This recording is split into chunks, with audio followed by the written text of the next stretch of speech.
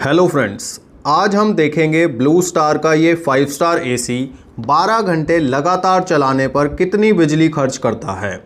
ये 1.5 ton capacity का inverter AC है जिसकी कूलिंग कैपेसिटी और आईसीआर वैल्यू आप इसके लेबल पर देख सकते हैं। मैं इस एसी को सुबह 10 बजे से रात के 10 बजे तक चलाने वाला हूं ताकि हमें इस बात का पता चल सके कि इन्वर्टर एसी को लंबे समय तक चलाने से कितनी बिजली बचती है।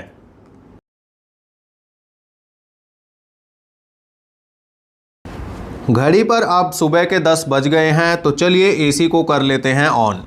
आप देखिए AC by default 24 degree Celsius पर ही ऑन हुआ है और यहाँ पर टेम्परेचर मीटर है, थोड़ा सा शेडो आ रहा है लेकिन आपको जूम करेंगे तो दिख जाएगा 33 टू 34 डिग्री के आसपास इस समय रूम का टेम्परेचर है और एनर्जी मीटर पर लोड धीरे धीरे अब बढ़ रहा है। लेकिन दोस्तों, हम इसको 24 पे नहीं 26 पे चलाएंगे, तो ज़रा सेटिंग्स कर लेते हैं पहले। तो यहाँ पर आप देखिए, सबसे पहले मैं स्विंग की सेटिंग कर रहा हूँ क्योंकि मैं through out the 12 hours testing इसकी ऑटो स्विंग को ऑन रखूँगा। तो यहाँ पर मैंने ऑटो स्विंग ऑन कर ली है। फ़ैन स्पीड यहाँ पर आप देख सकते हैं मैक्स पे सेट है, तो ये लो करा हमने और अब यहाँ पर मैंने ऑलमोस्ट मीडियम पे सेट कर दी है फ़ैन स्पीड और हम मीडियम पे ही रखेंगे। और डिज़ायर टेम्परेचर आप देखिए, अब मैंने 26 पर सेट कर दिया है क्योंकि हमने 26 डिग्री सेल्सियस पर ही इसको चलाना है लगातार 12 घंटे। अब रिमोट से कोई सेटिंग चेंज नहीं होगी। अब यहाँ पर मैं आपको बताना चाहता हूँ कि इसी सेटिंग्स के ऊपर लगातार 12 घंटे चलने देंगे हम इस एसी को और देखेंगे कि इन 12 घंटों में ब्लू स्टार का ये 5 स्टार एसी कैसे परफॉर्म करता है। मैं 12 घंटों में 4 बार इस एसी की परफॉर्मेंस को चेक करूंगा और आपके साथ जो भी इसकी परफॉर्मेंस होगी उसको शेयर करूंगा। पहली जो परफॉर्मेंस हम लेंगे वो दोपहर को 1 बजे लेंगे, उसके बाद फिर 4 बजे और फिर शाम को 7 बजे, यानी हर 3-3 घंटे बाद हम रीडिंग्स कलेक्ट करेंगे और देखेंगे कि इस एसी ने कैसा परफॉर्मेंस दिया, कितनी बिजली खाई। बिजली की खपत को तो हम देखेंगे ही, साथ ही बाहर के तापमान और एसी के लोड और एम्पेयर को भी ट्रैक करेंगे ताकि ठीक से इस एसी की परफॉर्मेंस को समझा जा सके। एसी को चलते हुए आप देख सकते हैं 2 से 3 मिनट का समय हो चुका है और इस समय हमारा एनर्जी मीटर बता रहा है कि ये एसी 1150 के आसपास अभी लोड ले रहा है। इनपुट वोल्टेज जो है वो थोड़ा सा ड्रॉप हुआ है क्योंकि इनिशियल स्टेज में 230 पर हमने सेट किया हुआ था। जैसे ही लोड थोड़ा इंक्रीज हुआ तो इनपुट वोल्टेज के ऊपर उसका सीधा असर हुआ, लेकिन हम पूरी कोशिश करेंगे इस एसी की टेस्टिंग 230 पर ही हो, तो इसीलिए हम वोल्टेज को एडजस्ट करेंगे 230 पर। तो अब यहाँ पर आप देख सकते हैं हमने जो वोल्टेज है उसको करेक्ट कर लिया है, 230 के आसपास सेट कर लिया है और एसी अपना लोड ग्रेजुअली बढ़ाते जा रहा है क्योंकि इनिशियल स्टेज में एसी को पूरा जोर लगाना पड़ेगा रूम के अंदर 26 डिग्री मेंटेन करने के लिए, क्योंकि रूम ऑलरेडी गर्म है और एसी अभी चलाया है।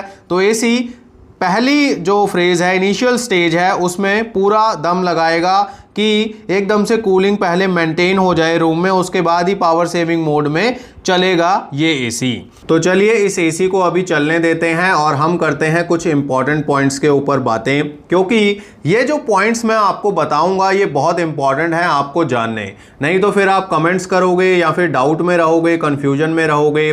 तो ये चीज़ें पहले आपको दिमाग में रखनी है, तभी आपको किसी एसी की परफॉर्मेंस समझ आएगी।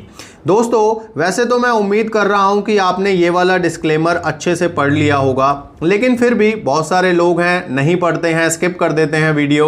तो मैं आपको एक बार क्लियरली बताना चाहता हूं कि एसी की परफॉर्मेंस, जैसे रूम कितनी जल्दी ठंडा होगा, एसी कितनी बिजली खाएगा, या एसी का जो कंप्रेसर है उसकी वर्किंग क्या रहेगी, क्या लगातार चलता रहेगा कंप्रेसर या फिर बीच बीच में वो बंद भी होगा। ये सब सिर्फ एसी के मॉडल पर डिपेंड नहीं करता, बल्कि इसमें बहुत सारे एक्सटर्नल फैक्टर्स का भी रोल होता है। जैसे रूम का साइज़ क्या है, आपका रूम बड़ा हो सकता है, छोटा हो सकता है, रूम का डिज़ाइन कैसा है, रूम में कैसा और कितना सामान रखा हुआ है। हो सकता है आपने रूम में कंप्यूटर्स लगा रखे हों, या फिर हो सकता है आपके रूम में कोई ऐसा सामान हो जो कूलिंग को अब्जॉर्ब कर रहा हो। तो ये सारी चीज़ें कूलिंग पर असर डालती हैं, एसी की परफॉर्मेंस पर असर डालती हैं। रूम की लोकेशन बहुत इंपॉर्टेंट है। अगर आपका रूम टॉप फ्लोर पे है तो आपका एसी ज़्यादा बिजली खाएगा। वही एसी अगर आप ग्राउंड फ्लोर पे लगा लेंगे तो बिजली की खपत में कमी महसूस करेंगे। रूम में धूप का कितना इफेक्ट है, और अगर है तो कितनी देर तक धूप रहती है दीवारों पर या छत पर। आउटडोर यूनिट कहाँ पर लगाया गया है, क्या वो धूप में रहता है सारा दिन, क्या छाए में रहता है। इंडोर यूनिट रूम की किस दीवार पर लगा रखा है, और आउटडोर यूनिट इंडोर यूनिट के बीच का डिस्टेंस क्या है, ये भी एक इम्पॉर्टेंट चीज़ है। कमरे में कितने लोग होते हैं, अब मान लो हमारे रूम में तो मान लो मैं अकेला ही बैठा हुआ हूँ, हो सकता है आपके रूम में आप 2 लोग हो, 4 लोग हो, या उससे भी ज़्यादा हो सकते हो। तो जितने लोग होंगे उतनी ज़्यादा हीट जनरेट होगी और उतना ही ज़्यादा फिर एसी को मेहनत करनी पड़ेगी। उनकी एक्टिविटी क्या है लोगों की, कमरे में कोई काम हो रहा है, जैसे मैंने कहा 3-4 कंप्यूटर हो सकता है आपने लगा रखे हों, तो कंप्यूटर भी गर्मी जनरेट कर रहे हैं, लोग भी बैठे हैं उनकी भी गर्मी है।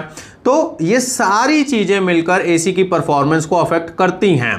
कमरे का डोर है कितनी बार खुलता है, विंडोज़ हैं उन पर पर्दे लगाए गए हैं या नहीं लगाए गए हैं, एसी किस सेटिंग पर चल रहा है, मींस कौन से मोड पर चल रहा है, डिज़ायर टेम्परेचर कितना सेट किया हुआ है, फ़ैन स्पीड क्या रखी है, इनपुट वोल्टेज जो सप्लाई है वो स्टेबल है या फ्लक्चुएट कर रही है।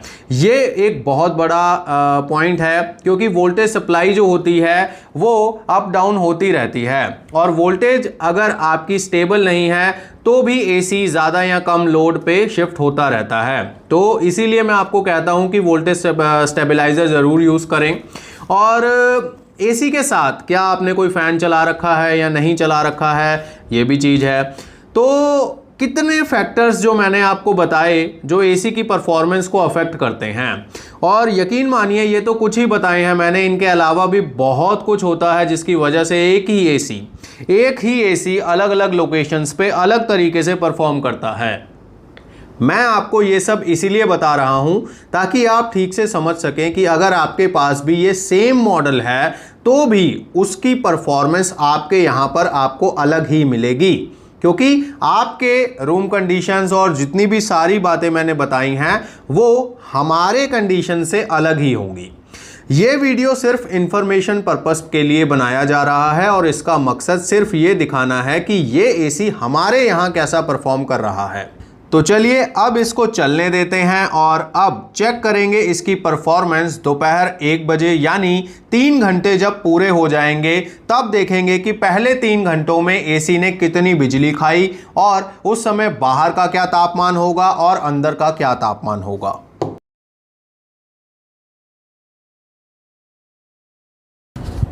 घड़ी पर अब 1 बज चुके हैं और इसी के साथ एसी को लगातार चलते हुए 3 घंटे भी कंप्लीट हो गए हैं। इस समय बाहर का टेम्परेचर 42.7 डिग्री सेल्सियस पर है, लेकिन रूम में 26.3 डिग्री सेल्सियस, यानी एसी ने रूम में डिज़ायर टेम्परेचर को मेंटेन रखा हुआ है। इस समय एसी लगभग 730 वॉट के आसपास लोड ले रहा है और एम्पेयर हैं 3.25 के आसपास। पहले 3 घंटों में एसी ने 2.02 या 2.03 यूनिट्स बिजली खर्च की है। जब तापमान ज़्यादा होता है तो एसी ज़्यादा बिजली खाता है, क्योंकि रूम में डिज़ायर टेम्परेचर बनाए रखने के लिए कंप्रेसर को ज़्यादा लोड पर चलना पड़ता है।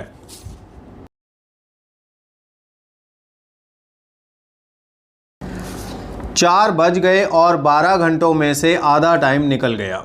6 घंटों में एसी ने 4.31 यूनिट्स कंज्यूम किए।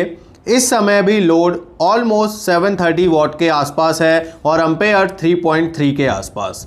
रूम का टेम्परेचर अभी भी मेंटेन्ड है 26.5 डिग्री सेल्सियस पर, जबकि बाहर के तापमान में थोड़ी गिरावट हुई है। अब बाहर का तापमान 40.6 डिग्री सेल्सियस पर शो हो रहा है। पहले 3 घंटों में बिजली खर्च हुई थी 2.02 यूनिट्स और 1 से 4 के बीच बिजली खर्च हुई है 2.29 यूनिट्स, यानी इन 3 घंटों में बिजली ज़्यादा खर्च हुई है, क्योंकि 1 से 4 के बीच ही टेम्परेचर पीक पर होता है, जिसकी वजह से एसी के कंप्रेसर को ज़्यादा मेहनत करनी पड़ी है रूम के अंदर डिज़ायर टेम्परेचर मेंटेन रखने के लिए।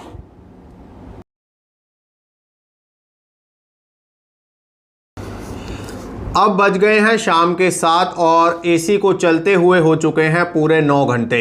इस समय बाहर का तापमान 38.5 डिग्री सेल्सियस पर है और रूम का वही 26 के आसपास ही बना हुआ है। बाहर का तापमान कम हुआ है तो इसका सीधा असर लोड पर पड़ा है।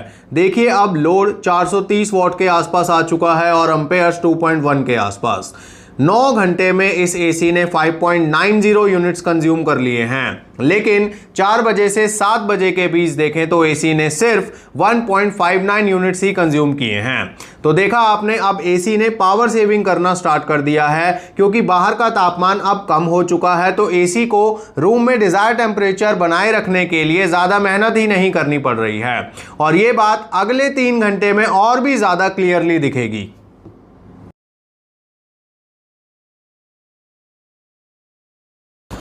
फाइनली रात के 10 बज गए और मैं अभी ऑफिस में ही हूँ, लेकिन अब इंतज़ार ख़त्म हुआ क्योंकि 12 घंटे की टेस्टिंग पूरी हो गई।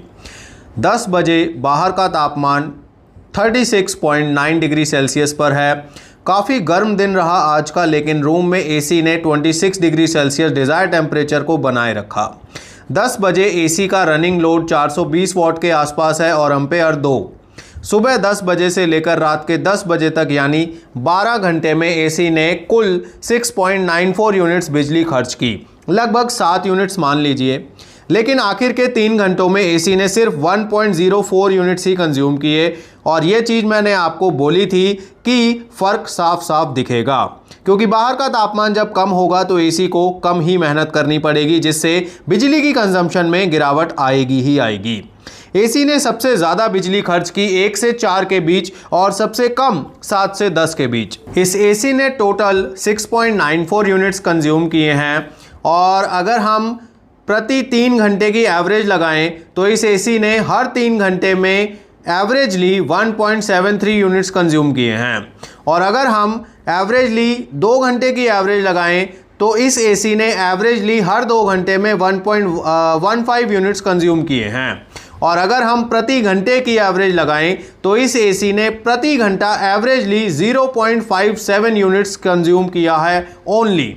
तो क्लियरली समझ आ रहा है कि इन्वर्टर एसी को ज़्यादा समय के लिए लगातार चलाने से बिजली की बचत होती है, बशर्ते रूम में डिज़ायर टेम्परेचर मेंटेन रहे और अगर एसी 5 स्टार हो तो सोने पे सुहागा।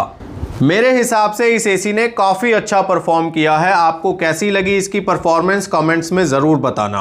अगर आप ब्लू स्टार एसी को ख़रीदना चाहते हो तो लिंक डिस्क्रिप्शन में दिया हुआ है, आप चेक कर सकते हो। और अगर आप इसी तरह के वीडियोस देखना चाहते हो LG, पैनासोनिक, डाइकिन या क्रूज एसी के, तो आप देख सकते हो इसी वीडियो के डिस्क्रिप्शन बॉक्स में सारे वीडियोस के लिंक दिए हुए हैं, आप उनको भी चेक कीजिए और जिस एसी की जो परफॉर्मेंस देखनी है आप देख सकते हैं। आपको ये वीडियो पसंद आया तो लाइक ज़रूर करें और इसी तरह की वीडियोस देखते रहने के लिए हमारा चैनल सब्सक्राइब करना बिल्कुल ना भूलें। अब मिलेंगे नेक्स्ट वीडियो में, तब तक के लिए गॉड ब्लेस यू दोस्तों।